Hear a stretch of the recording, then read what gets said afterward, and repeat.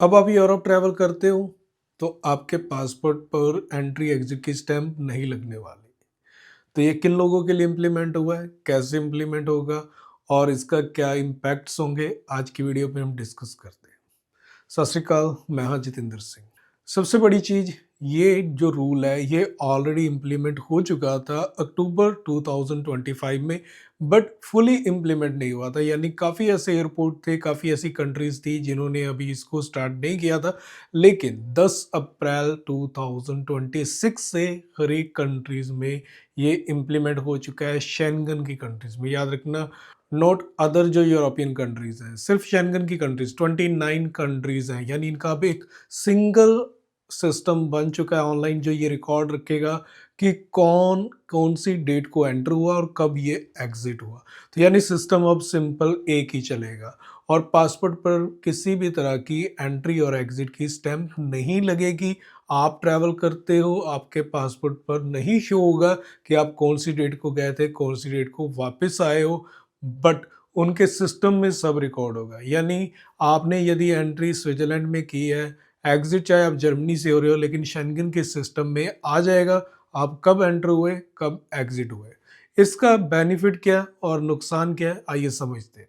Benefit इसका एक ही है कि आपके पासपोर्ट पर जो स्टैंप्स लगती थी, कई बार क्या होता था प्रॉपर तरीके से स्टैंप कुछ कंट्रीज के अंदर नहीं लगती थी। स्पेसिफिकली यदि आप पोर्तुगल में ट्रैवल करते हैं तो लिस्बन एयरपोर्ट पर जो स्टैंप लगती है, ये काफ़ी जिन्होंने फेस भी किया होगा कि वो स्टैंप काफ़ी लाइट होती है। पता नहीं लगता कि बंदा शेंगन के अंदर कहाँ से एग्जिट किया है, तो पासपोर्ट पे नहीं दिखता था और बाकी अदर कंट्रीज के अंदर उसको इशू आ सकता था यदि वो स्टैंप्स को चेक करते। लेकिन अब डिजिटल होने से क्या फ़ायदा होगा, कोई भी कंट्री इजीली चेक कर लेगी कि इनकी एग्जिट एंट्री कहाँ से हुई है। बट नुकसान इसका एक और भी है, वो है कि ये ट्रैवल हिस्ट्री में जब आप काउंट करते हो बाकी किसी कंट्रीज़ के अंदर, फॉर एग्जांपल आप यूके की एप्लीकेशन रेडी करने जा रहे हो, तो यूके की एप्लीकेशन में पूछा जाता है कि आप कब एंटर हुए, कब एग्जिट हुए हो। तो वो आपके पासपोर्ट पर स्टैंप लगी होती है कि आप इस डेट को एंटर हुए थे, इस डेट को एग्जिट हुए।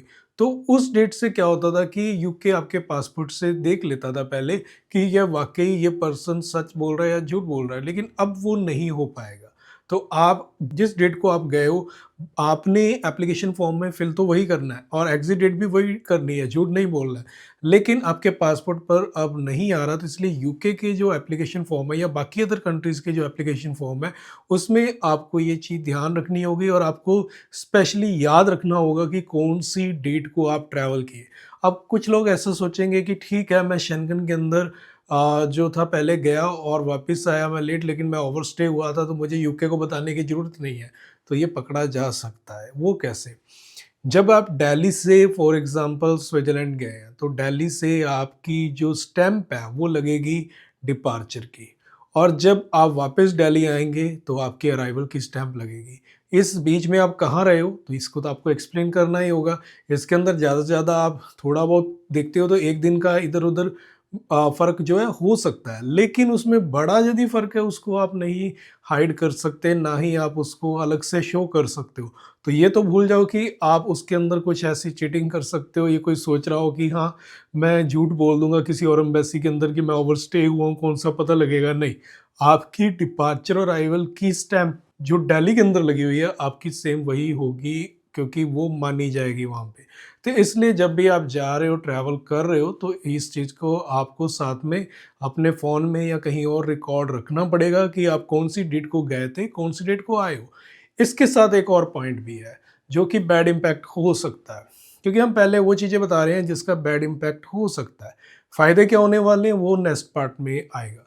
एक और बैड इम्पैक्ट ये होगा कि अब जो एक रूल है शेंगन के अंदर 90/180 का, यानी आप 180 डेज़ के अंदर 90 डेज़ ही शेंगन के अंदर रह सकते हैं, इससे ऊपर नहीं रह सकते। तो अभी कोई पहले आया 5 डेज़ के लिए शेंगन के अंदर और वो चला गया, अब दोबारा फिर वो आ रहा है कुछ दिनों के लिए, वो अभी 15 डेज़ के लिए आ रहा है, फिर चला गया, फिर आया, वो 20 डेज़ रुका। तो इस तरीके से पहले जो स्टैंप लगी होती थी, तो वहाँ से याद रखना ईज़ी होता था कि मैंने इस डेट को एंट्री की, इस डेट को मैंने एग्ज़िट किया, तो ये मेरे डेज़ जो हैं काउंट हो गए। लेकिन अब यदि कोई पर्सन भूल जाता है इस चीज़ को कि वो 90 डेज़ हुए या नहीं हुए, यदि वो ट्रैवल करता है और उस टाइम पे यदि 90 डेज़ प्लस हो चुके होंगे तो उसको एंट्री नहीं मिलेगी शेंगन के अंदर। वो जब वहाँ पर पासपोर्ट अपना स्कैन करेगा तो वहाँ पर उसको एंट्री डिनाई हो जाएगी, उसको प्रॉब्लम आएगी।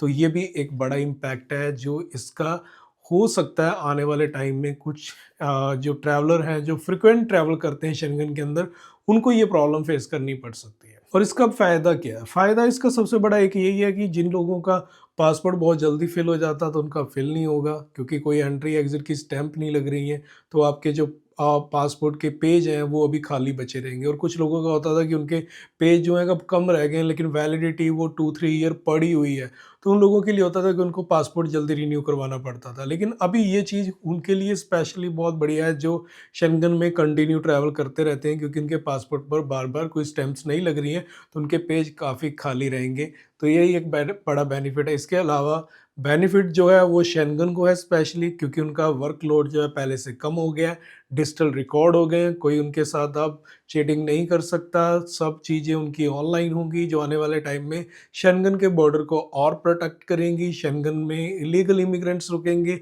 सब चीज़ें ये रिकॉर्ड में होंगी, क्योंकि फेक वीज़ा वाले अब इसमें बिल्कुल भी नहीं निकल पाएंगे, क्योंकि ये स्कैन होगा और शेंगन के सिस्टम में से यदि वीज़ा निकल रहा है तो उसकी एंट्री एग्जिट होगी, अदरवाइज उसकी एंट्री और एग्जिट दोनों ही नहीं होंगी।